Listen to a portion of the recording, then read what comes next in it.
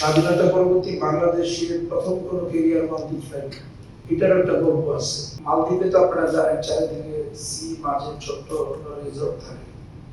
তো রাত 12টার সময় ওরা ডরমেটরি, বাংলাদেশিরা ডরমেটরিতে থাকে। 50% রিসোর্টে ইনফ্যাক্ট 50% বাংলাদেশিরা কাজ করে। তো ওদেরকে জিজ্ঞেস করি যে আসলে তোমরা বাংলাদেশে কতদিন পর পর যাতায়াত করো। ও জানে না যে আমি ওয়েস্ট বেঙ্গল এয়ারলাইন্সের এমডি।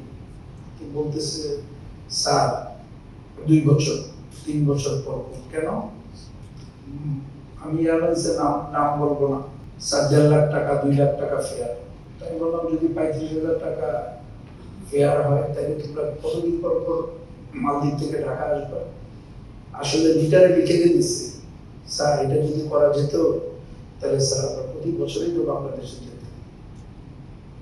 আমার মনে আছে ফ্লাইটটা আমি 1 মাস পর চালু করছি বাংলাদেশে এসে, ওখান থেকে 1 মাস ধরে ইউটিউবে এখনো আছে। সো এখন 35,000 টাকা দিয়ে ঢাকা থেকে মালদ্বীপ আমাদের শ্রমিক ভাইয়েরা যাতায়াত করে। আমরা বেঙ্গালুরু ফ্লাইট চালু করতে যাচ্ছি কারণ প্রচুর বেঙ্গালুরু যাচ্ছে শিশুদের চিকিৎসার জন্য, হার্টের চিকিৎসার জন্য। বেঙ্গালুরু হচ্ছে ফ্লাইট চালু হবে।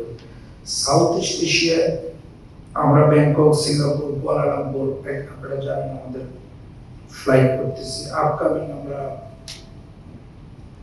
এক্সিস্টিং ফ্রিকোয়েন্সি বাড়বে, প্লাস হচ্ছে আমরা পেনাং, জোহর বারু এবং ব্রুনাই ফ্লাইট পরিচালনা করবো আগামী বছর ইনশাআল্লাহ।